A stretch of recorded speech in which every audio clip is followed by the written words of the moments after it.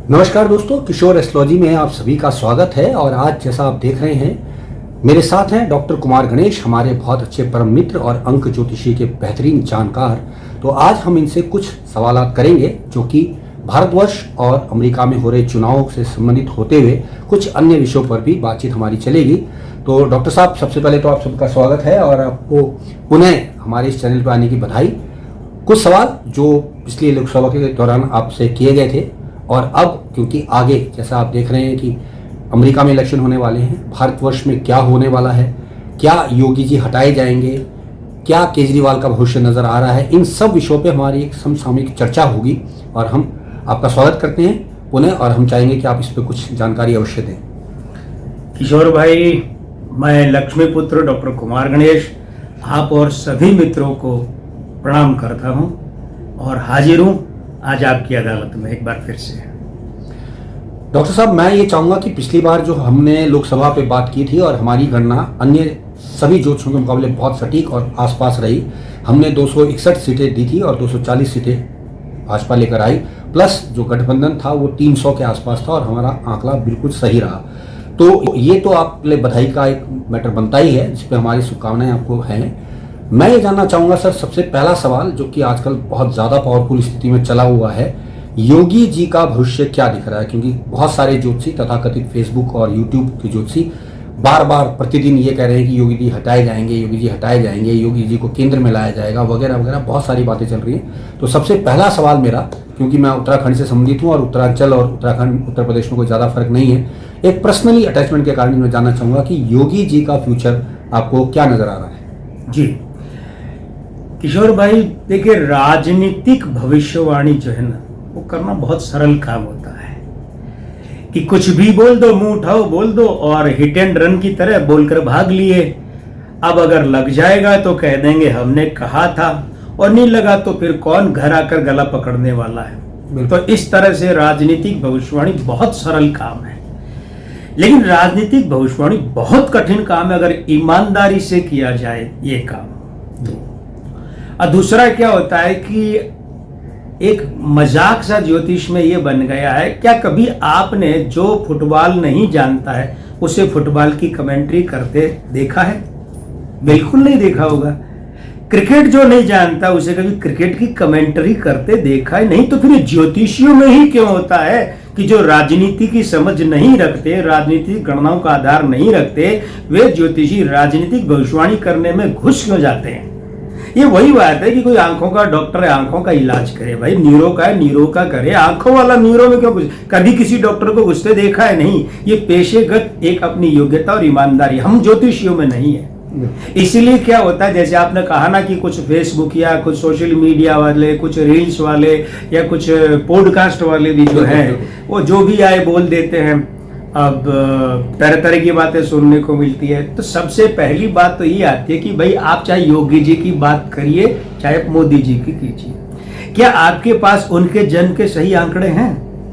अरे भाई, आपके पास जो गूगल नक्शा है वो है बेंगलुरु का और आप बात कर रहे हैं दिल्ली की। अब बताइए कैसे सही सिद्ध होंगे? अब ठीक है, लग गए तो लगे, हो सकता है मालवीय नगर बेंगलुरु में भी हो। अब जैसे हमारे जयपुर में भी मालवीय नगर है और दिल्ली में भी मालवीय नगर है, तो लग गया तो ठीक है सब। तो कारण क्या है? देखिए, योगी जी की जहां तक बात है, सबसे पहले तो इनके नाम को ही समझना पड़ेगा, क्योंकि परंपरा के अनुसार अब ये महंत आदित्यनाथ है जी। राजपूतों में एक परंपरा है, कम से कम राजस्थान के राजपूतों में, तो कि जो बड़ा बेटा होता है वो भंवर कहलाता है। पिता के जीवित रहते कभी उसके आगे ठाकुर नहीं लिखा जाता, और पिता नहीं रहते हैं तो फिर बड़े बेटे के आगे ठाकुर लिखा जाता है। तो गुरु जब तक थे तब तक ये योगी थे और उसके बाद ये महंत है। लेकिन सरकार उत्तर प्रदेश की जो है उसके वहां औपचारिक इनका नाम सिर्फ आदित्यनाथ है जी। पहले तो ये अंतर समझना पड़ेगा। उसके बाद, क्योंकि हमारे यहाँ का ज्योतिष में तो नामांक बहुत अर्थ रखता है। फिर देखिए, 5 जून वाली जन्म दिनांक सब लोग अपनी हथेली में लिए घूम रहे हैं और उसी के आधार पर भविष्य कथन कर रहे हैं। तो ये तो पता ही गलत है, तो चिट्ठी सही जगह पर पहुंचेगी कहां से? इनका है 29 दिसंबर 1971 का जन्म। पौड़ी गढ़वाल का है और रात्रि 8 बजे का है। कोई छुपाने की बात नहीं है भाई, राष्ट्र समाज और ज्योतिष के हित में हम आपको बता दिए हैं, काम में लीजिए और अपने आप का मत्थन कीजिए, और मथेंगे तो बिलोना तो निकलेगा, घी भी निकलेगा। असल में क्या है, भारतीय जनता पार्टी में 4 लोग ऐसे हैं जिनके शत्रुहंता योग हैं। भाई देखिए, ये है ना कि अपने आप तो कोई आदमी इस्तीफा जब तृप्ति आएगी तब देगा, षड्यंत्र कब सफल होंगे, जब दांव पड़ेगा तो। लेकिन षड्यंत्र सफल होंगे कि नहीं, और षड्यंत्र शब्द है ना, ये राजनीति में बुरा नहीं माना जाता है। राजनीति वाले इसको कहते हैं प्लानिंग, उनकी नजर में षड्यंत्र नहीं। और देखिए, नरसिंह राव जी ने अपने आत्मकथात्मक उपन्यास में लिखा था द इनसाइडर में, हर 2 नंबर चाहता है कि वो किसी दिन 1 नंबर बने, और हर 1 नंबर चाहता है कि उसका 2 नंबर कभी 1 नंबर नहीं बने। योगी जी के अलावा सबसे ज्यादा जो शत्रुहंता योग है वो नरेंद्र मोदी जी के। और ध्यान दीजिएगा, बड़ी गजब की बात है, योगी जी 29 दिसंबर वाले हैं तो मोदी जी 29 अगस्त वाले हैं। दोनों के यहाँ जो है ना अंक 2, अंक 9 और उसके अलावा अंक 8। योगी जी के क्या होता है, चलित का अंक 8 है, 21 दिसंबर से 8 शुरू हो जाता है, और मोदी जी के मासांक 8 है। तो 100% जो शत्रुहंता योग है वो है मोदी जी के, और 99, 98, 95% ज्यादा दूर इतने हैं योगी जी के। तो ये दोनों आमने सामने कभी नहीं आएंगे, क्योंकि दोनों एक दूसरे कर्ण के बारे में अर्जुन जानता है और अर्जुन के बारे में कर्ण जानता है कि शक्तियां क्या है। तो आपस में सिर्फ एक ही बार लड़ने के लिए सोची थी, वो भी भिड़ नहीं पाए, कभी नहीं भिड़े पूरे महाभारत में। उसके बाद में वसुंधरा राजे जी का शत्रुहंता योग है, मैं इसे 80% कहता हूँ, 60% येदियुरप्पा के हैं। तो पहली बात तो कि योगी जी के लिए मैं बार बार कहता रहा हूं, 2.5-3 साल हो गए मुझे कहते हुए कि योगी जी से कोई भी भाजपाई हो, गैर भाजपाई हो, सपाई हो, कोई भी हो, वो आमने सामने की टक्कर नहीं ले। इन्हें हटाने के कुछ चक्रों में, षड्यंत्रों में न पड़े। क्यों? क्योंकि वो फिर बूमरैंग होगा, पलट कर आएगा, लगेगा। 2 और 9 है ना, मोदी जी के भी है, योगी जी के भी है।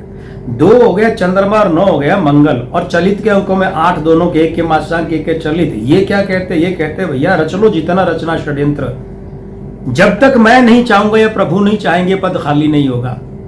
तीसरा कोई चाहे कितना भी चाहे ना चाहे, फर्क नहीं पड़ता है।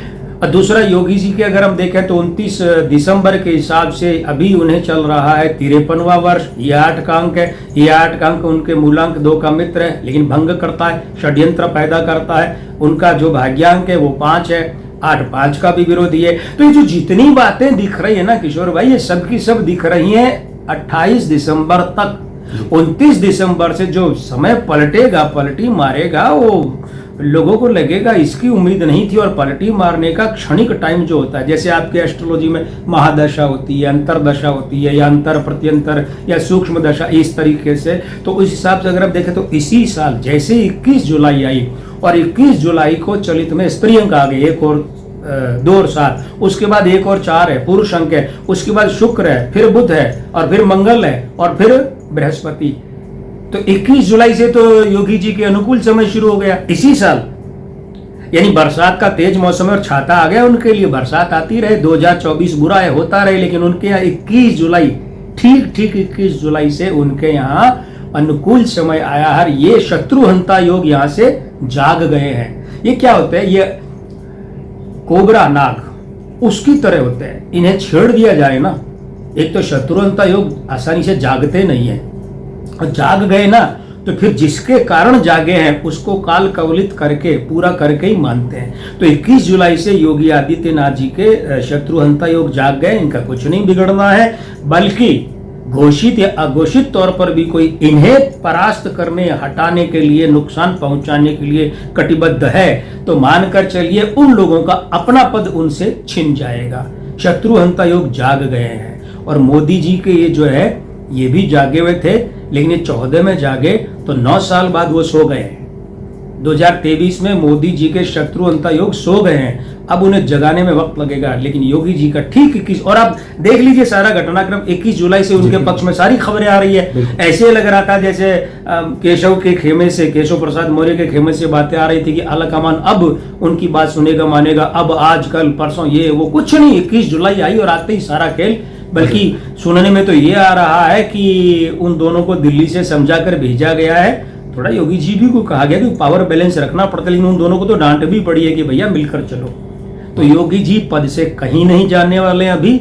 हाँ, मुख्यमंत्री के रूप में इनका अंतिम कार्यकाल अधूरा रहेगा, इसमें कोई शक नहीं है, पर अभी नहीं जाने वाले। ये जाएंगे तो अपनी इच्छा से, अपनी सहमति से जाएंगे, किसी भी दबाव या षड्यंत्र से बिल्कुल नहीं जाएंगे। और एक बात जो एक जायज प्रश्न बनता है, क्या योगी जी कभी प्रधानमंत्री बनेंगे?